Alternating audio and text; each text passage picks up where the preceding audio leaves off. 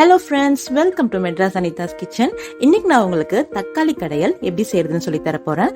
இந்த தக்காளி கடையல் வந்து ரொம்ப சூப்பரான சைட் டிஷ். இட்லி, தோசை, பொங்கலுக்குலாம் இது செம்ம டேஸ்டா இருக்கும். ரொம்ப ரொம்ப ஈஸிங்க. வாங்க எப்படி செய்யறதுன்னு பார்க்கலாம்.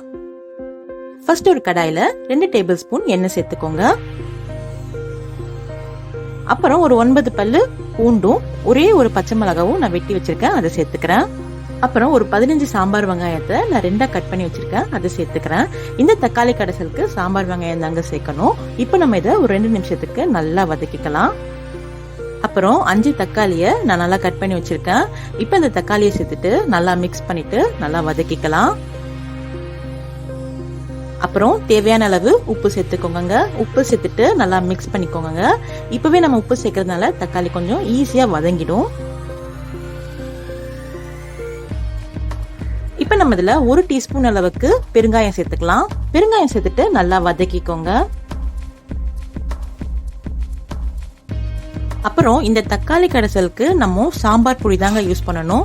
ஸோ நான் 1 டேபிள் ஸ்பூன் அளவுக்கு சக்தி சாம்பார் பொடி யூஸ் பண்ணியிருக்கேன். உங்க வீட்டில் நீங்க சாம்பார் பொடி எந்த சாம்பார் பொடி இருந்தாலும் அதை யூஸ் பண்ணிக்கோங்க. ஸோ 1 டேபிள் ஸ்பூன் சாம்பார் பொடி போட்டிருக்கேன். அப்புறம் 2 டம்ளர் அளவுக்கு தண்ணி சேர்த்துக்கலாம். தண்ணி சேர்த்துட்டு நல்லா மிக்ஸ் பண்ணி விட்டுக்கலாம்.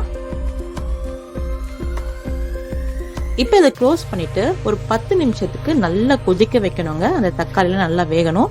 ஸோ நம்ம க்ளோஸ் பண்ணி வேக வச்சிடலாம்.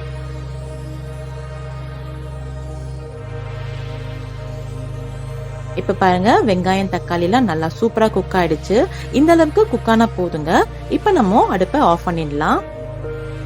இப்ப நம்ம இதை நல்லா வடிகட்டிடலாம். வடிகட்டிட்டு தனியா ஒரு பிளேட்ல போட்டுட்டு நல்லா ஆற வச்சிடலாம்.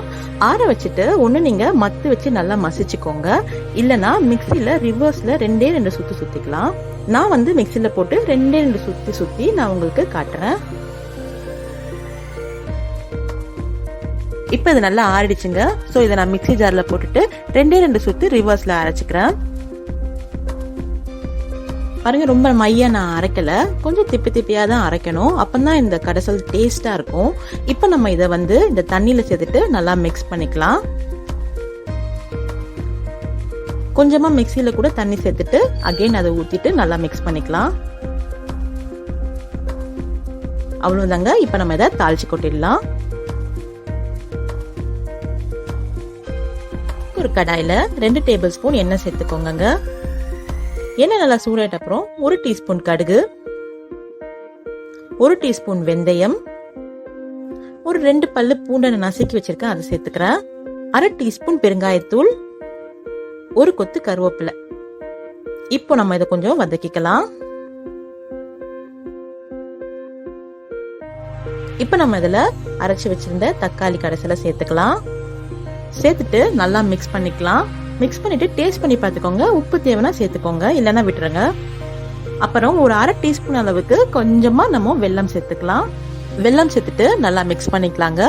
மிக்ஸ் பண்ணிட்டு இது ஒரு 5 நிமிஷத்துக்கு கடைசியா நல்லா கொதிக்க வைக்கலாம். இப்ப பாருங்க, நல்லா கொதிக்குது. அவ்வளவுதாங்க, தக்காளி கடைசல் ரெடி ஆயிடுச்சு.